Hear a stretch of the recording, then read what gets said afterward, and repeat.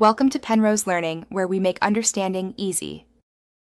You start by confirming the vent is the correct type and season for opening, then act quickly.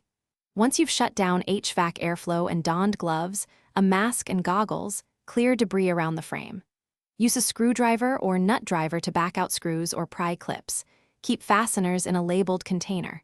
If paint or sealant binds the grill, score with a utility knife first so you don't damage surrounding sheathing. You're now ready to remove the vent and inspect the cavity. You inspect the crawl space immediately. Look for rot, loose insulation, nests, and active moisture. If structural members are soft or moldy, mark them for repair, otherwise continue. Measure the opening's width, height, and depth to select a vent that fits snugly, steel or durable plastic depending on environment. Once you have the replacement, position it, test fit, then add flashing or a gasket for a weather-tight seal. Apply low-expansion foam or caulk to small gaps, and allow cure time before fastening permanently. You fasten the vent evenly, alternating screws to avoid warping. Use stainless or coated screws in damp locations. Once secure, restore any disturbed insulation and repair the vapor barrier so vapor and airflow perform as intended. Then test.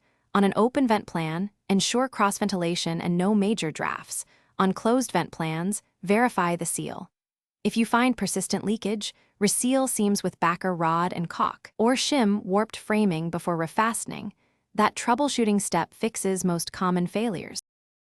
Thanks for watching. If this was helpful, leave a like and consider subscribing. See you next time.